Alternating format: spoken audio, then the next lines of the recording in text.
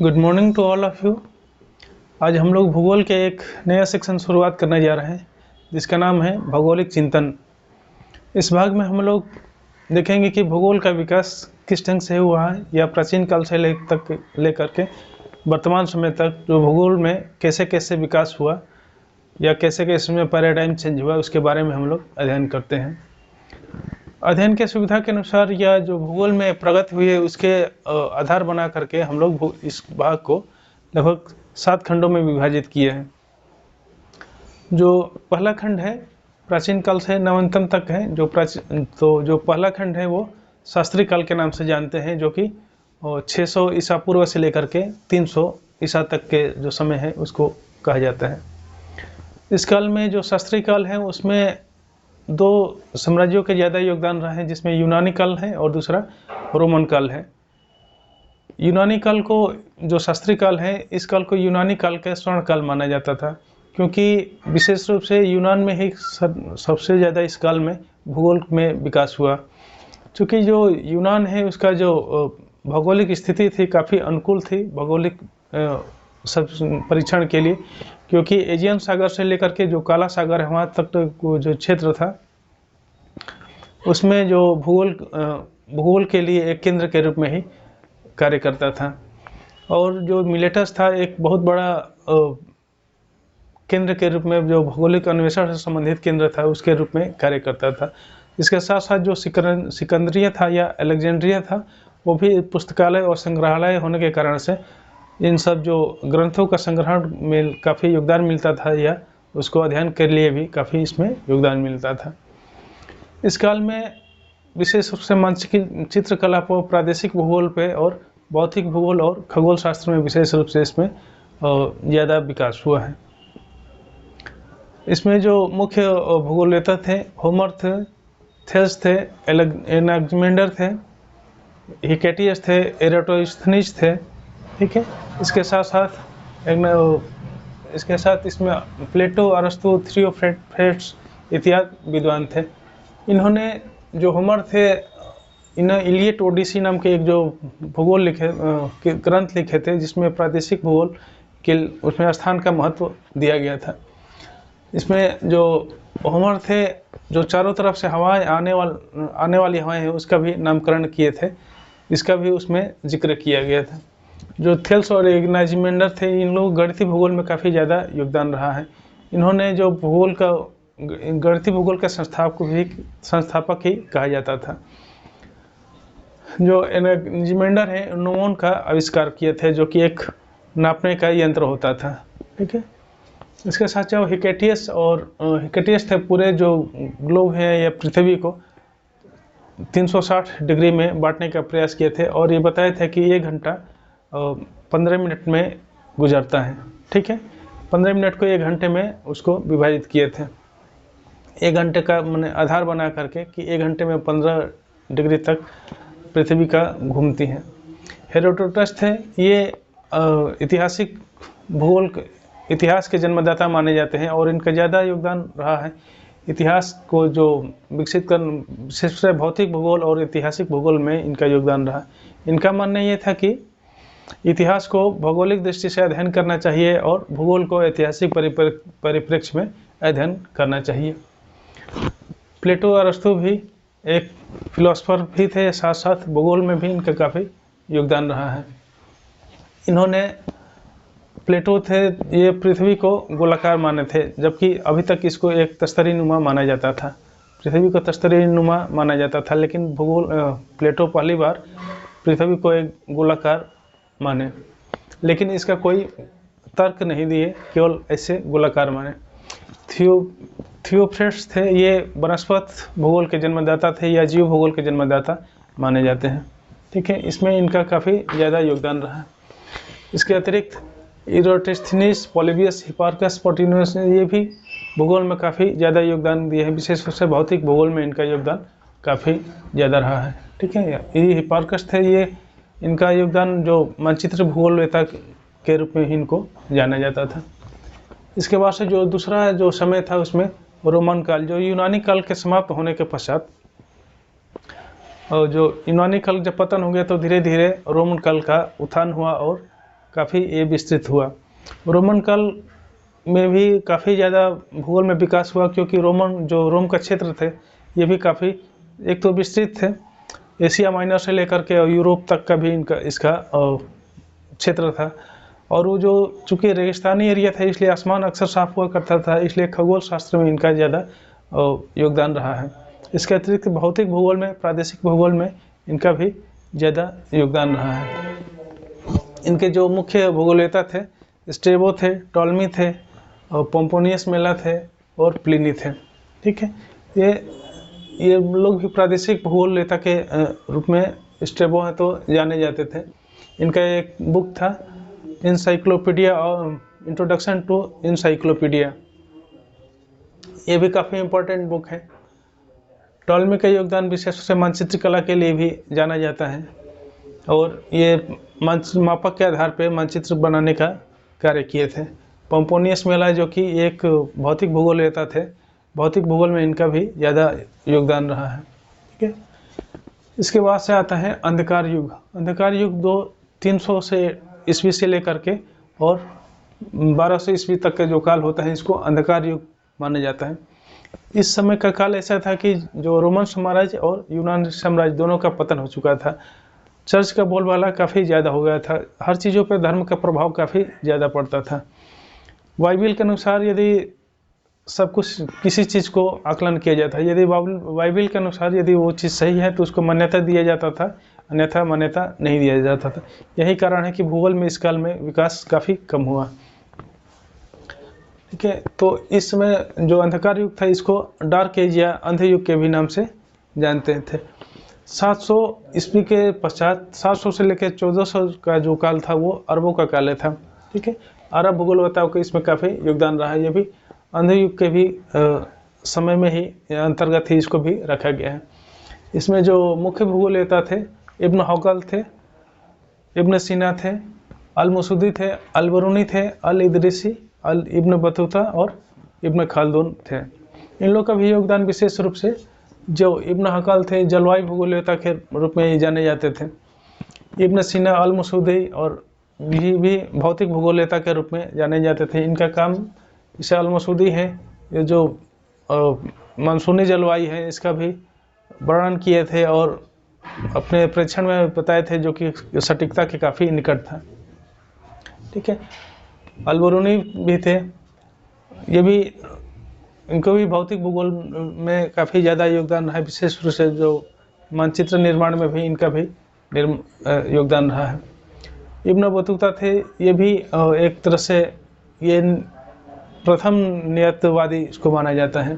ठीक है, क्योंकि इनका प्रभाव ज़्यादा प्राकृतिक चीज़ों पर ही ज़्यादा हुआ करता था।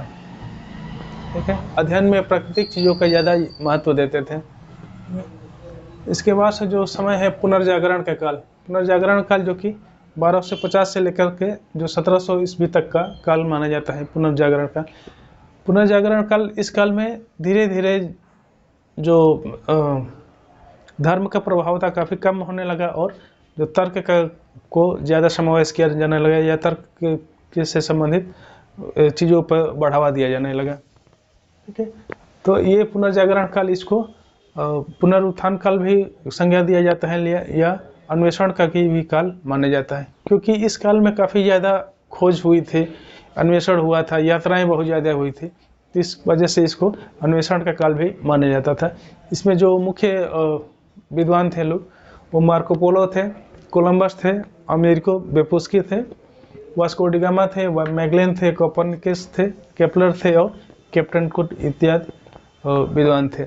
जो मार्को पोलो जो कि 13वीं शताब्दी में काफ़ी कई क्षेत्रों में उनका जो यात्रा थी एशिया से लेकर के और जो पश्चिमी भाग में यूरोप से लेकर के एशिया तक का भी ये यात्रा किए थे। कोलंबस की भी यात्रा काफ़ी किए थे। ये जो टॉलमी द्वारा बनाए गए मानचित्र था इसी को आधार मान करके भारत आने के प्रयास किए थे, लेकिन जो टॉलमी के जो मानचित्र में अशुद्धियाँ थी उसके कारण से ये बहामा द्वीप पे पहुँच गए और वहाँ पे भी द्वीपों का खोज किए और परीक्षण किए। इसके बाद जो मैगलेन थे, इनको पूरा विश्व सर्वप्रथम विश्व भ्रमण के लिए माना जाता था कि विश्व का सबसे पहले जो भ्रमण किए थे तो मैगलेन ही थे। इसके बाद से वास्को डी गामा भी थे। वास्को डी गामा जो पुर्तगाल से 1498 में भारत आए थे जो उत्तरासांतरीप है अफ्रीका का दक्षिणी भाग से होते हुए भारत पहुंचे थे। कोपरनिकस थे, ये भी हेलियोसेंट्रिक थ्योरी की स्थापना किए थे, जबकि इसके पहले उसको जियोसेंट्रिक माना जाता था। अर्थात जो जियोसेंट्रिक मतलब कि पृथ्वी को, जितने भी ग्रह हैं इसको पृथ्वी को केंद्र में मान करके अन्य ग्रहों को, अन्य ग्रह उसके चारों ओर चक्कर लगाते, ऐसे माना जाता था। लेकिन जो कोपरनिकस थे पहली बार सूर्य को केंद्र मानकर और अन्य ग्रहों को सूर्य के चक्कर लगाते हुए माना गया। ठीक है, तो ये हेलियोसेंट्रिक थ्योरी का स्थापना दिए थे। इसके साथ जो केपलर थे, जो ग्रहों के गति के बारे में इनका काफ़ी ज़्यादा योगदान रहा है। ठीक है, इस तरह से न्यूटन और कैप्टन कुक थे।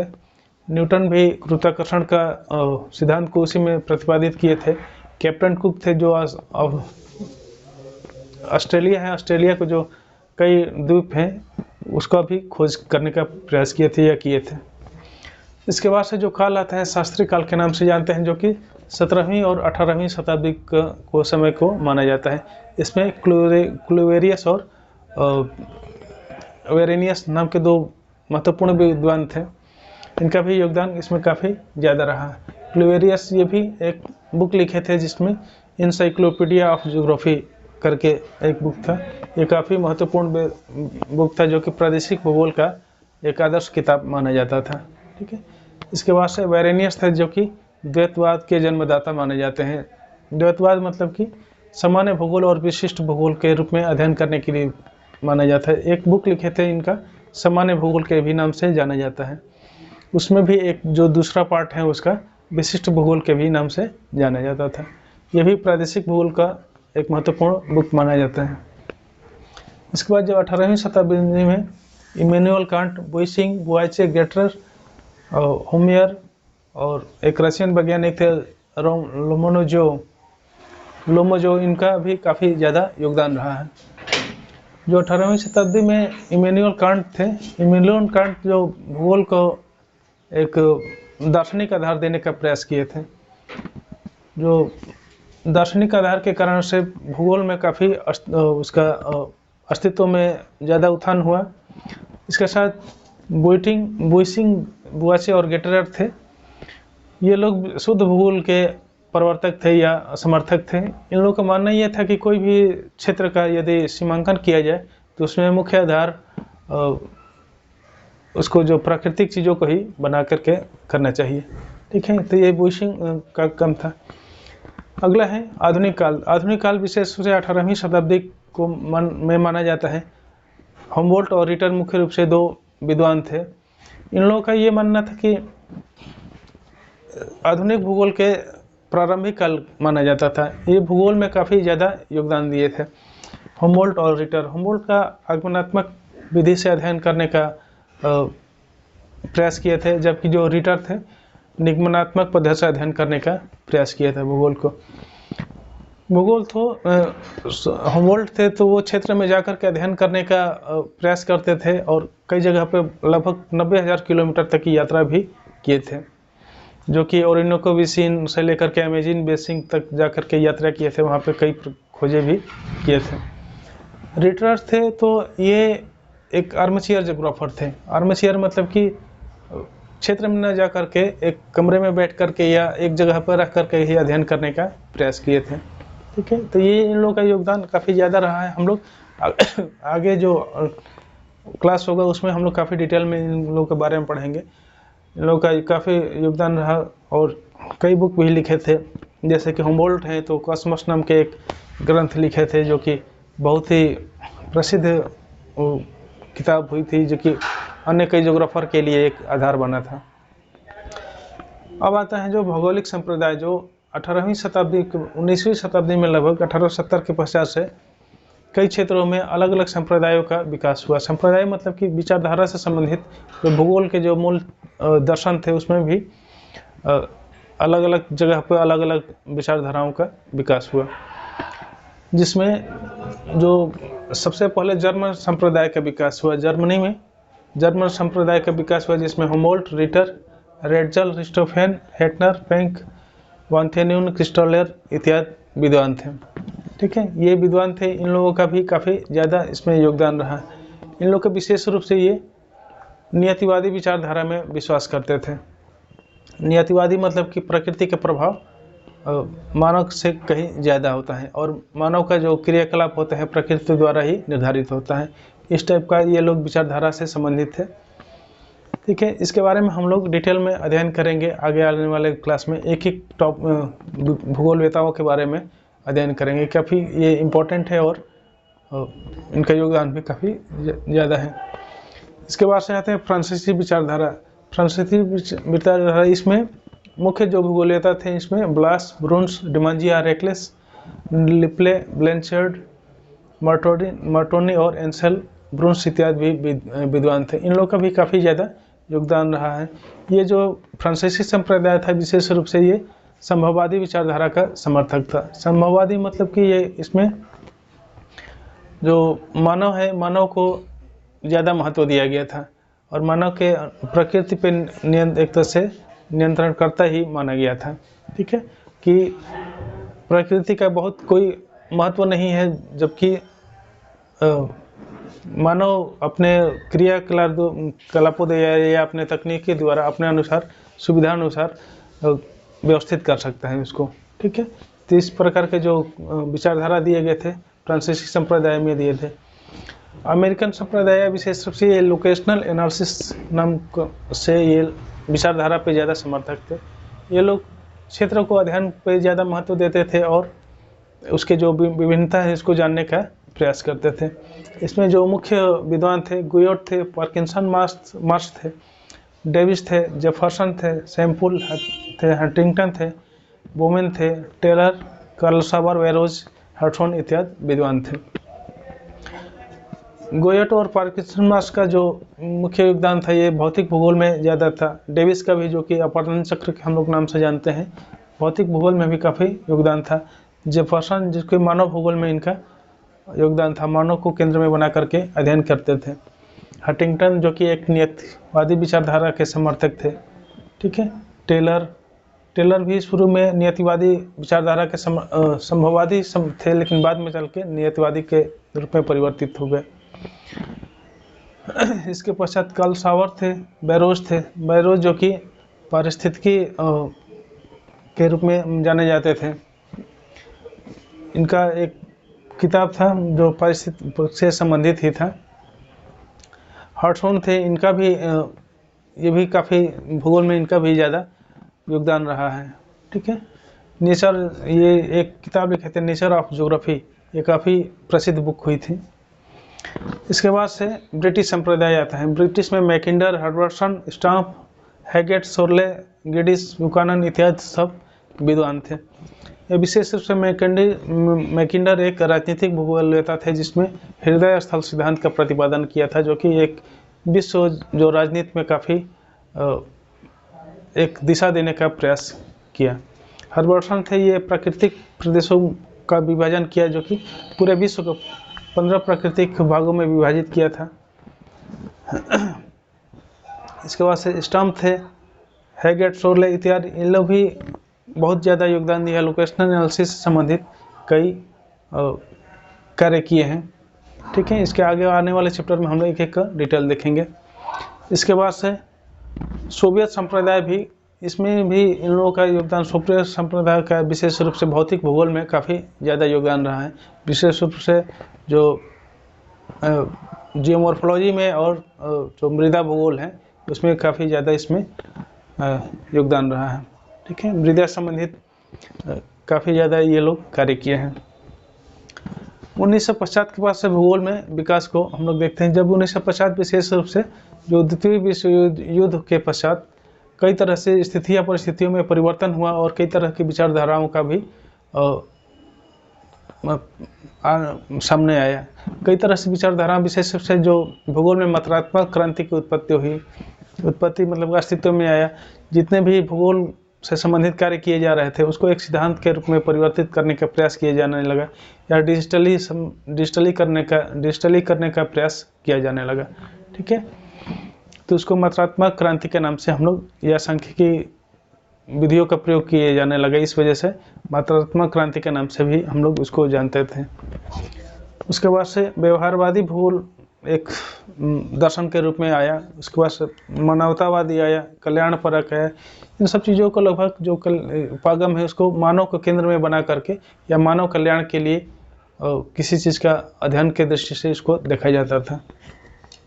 इसके बाद से अतिवादी भूगोल आया, अतिवादी जो विचारधारा आया, प्रत्यक्षवाद आया।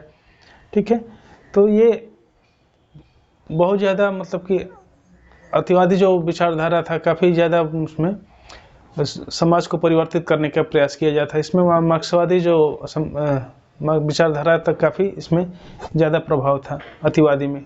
ठीक है, ऐसे ही निश्चयवादी, संभववादी और नियतवादी सब विचारधारा आया। इसलिए हालांकि ये जो विचारधारा था नियतिवादी, संभववाद और नियतवाद, नवनियतवाद, ये पहले भी अस्तित्व में था। हालांकि इसका पूरी नाम नहीं दिया गया था, लेकिन यदि जितने भी विद्वान हैं, भूगोलवेत्ता हैं, इनके कार्यों में देखा जाए तो इन सब चीज़ों का झलक आता है। निश्चयवाद का और संभववाद इत्यादि का झलक उसमें देखने को मिलता है।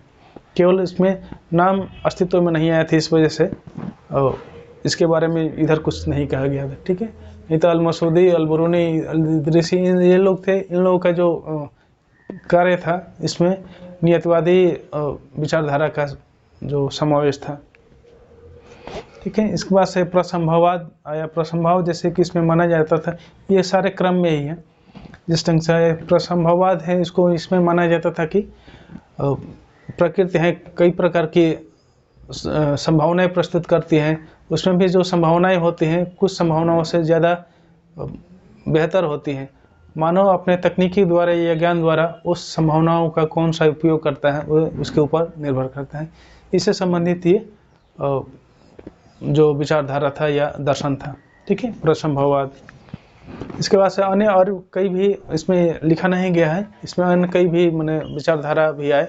इसके हम लोग डिस्कस जब करेंगे क्लास में तो और सबके बारे में जिक्र करेंगे और डिटेल में अध्ययन करेंगे वहाँ पे। ठीक है, इसके बाद से हम लोग जो एक अलग खंड के रूप में जो भूगोल में भारतीयों का योगदान है उसके बारे में भी हम लोग अध्ययन करेंगे। काफ़ी जो अभी तक जो अध्ययन हुआ इसमें प्राचीन काल से ही भारत का भी योगदान रहा है, लेकिन इसको बहुत ज़्यादा महत्व न देने के कारण से बहुत ये इतना हाईलाइट नहीं हो पाया। अन्यथा जो आर्यभट्ट थे बहुत पहले ही भूगोल से संबंधित कार्य किए, मैंने इनका काफ़ी योगदान था। ब्रह्मगुप्त, बराहमिहिर, ये सब पहले से ही खगोल से संबंधित अपना अध्ययन किए थे और कई सिद्धांतों का प्रतिपादन भी किए थे। जितने भी एक भारतीय ग्रंथ हैं इसमें भी कई जगह पे जो भूगोल से संबंधित बातों का उल्लेख किया गया है। ठीक है, जैसे पुराण हुआ, इसमें भूकंप का उल्लेख किया गया था, ज्वालामुखी का किया गया है, जो हिमालय से निकलने वाले नदियां हैं इसके बारे में डिस्कस किया गया था। ठीक है, इसके बाद से मानसून के बारे में भी जो कालिदास का भी जितने भी ग्रंथ हैं उसमें भी कालिदास का भी अध्ययन का जो योगदान है उसमें। इसके साथ साथ जितने भी वेद हैं, पुराण हैं या रामायण है, इन सब चीज़ों में भी भूगोल का अस्तित्व मिलता है। ठीक है, तो अभी तो एक ओवरऑल हम लोग इसमें संक्षेप में इसको विवरण में समझ रहे थे, जान रहे थे। जो अगला क्लास हम लोग का होगा उसमें एक एक करके डिटेल में, काफ़ी डिटेल में हम लोग देखेंगे। एक एक क्लास जैसे यूनानी भूगोलवेत्ता, रोमन भूगोलवेत्ता, इसके बारे में हम लोग अलग से मैंने एक एक क्लास में एक लेंगे। जैसे थोल से जितने भी भूगोलवेत्ता हैं इन लोगों के बारे में अलग अलग से इन लोगों के योगदान के बारे में डिस्कस करेंगे। इसके साथ साथ जो कौन सा बुक लिखे हैं या जितने भी कंट्रीब्यूशन है इनके बारे में हम लोग डिटेल में देखेंगे। सभी के बारे में कम से कम 60 से ज़्यादा भूगोलवेत्ता हैं, इन लोगों के बारे में भी हम लोग को जानना है और उनके योगदानों और जो कोई बुक्स लिखे हैं उसके बारे में भी हम लोग को जानना है। ठीक है, तो उम्मीद करते हैं कि एक ओवरऑल व्यू मिल चुका होगा। वो ओवरऑल एक संक्षेप में देने के कारण यही रहा कि कम से कम इन सब चीज़ों के बारे में एक बार हम सभी लोग जान जाएं। उसके बाद से जो अलग से डिस्कस किया जाएगा अलग अलग टॉपिक के रूप में, तो किसी टॉपिक से हम लोग अपरिचित नहीं रहेंगे, केवल अब उसमें इंफॉर्मेशन ही लगाना रहेगा। ठीक है, नहीं तो एक साथ करने की वजह से दिक्कत ये होता है कि सारे जितने भूगोलवेत्ता हैं इनके जो योगदान होते हैं या बुक्स होते हैं सब एक में मिक्सअप कर जाते हैं, बहुत ज़्यादा कठिन हो जाता है। यही कारण है कि अभी तक जो भूगोल में सबसे जो कठिन टॉपिक माना जाता था भौगोलिक चिंतन को ही माना जाता था, ठीक है। लेकिन ये वास्तव में है नहीं, ये केवल पढ़ाने के तरीके पे निर्भर करता है कि कठिन क्या है, माने आसान बनाया जा सकते हैं इसको, ठीक है। तो आज के लिए यहीं तक रहने देते हैं। यदि क्लास अच्छी लगी हो तो अपने दोस्तों को भी शेयर करिए और साथ साथ नए इस चैनल पर नए हैं तो सब्सक्राइब भी करें, ठीक है। तो आज के लिए यहीं रहने देते हैं और अगले क्लास में हम लोग अगला टॉपिक यूनानी जो भूगोलवेत्ता हैं इसके बारे में हम लोग डिस्कस करेंगे, ठीक है। धन्यवाद।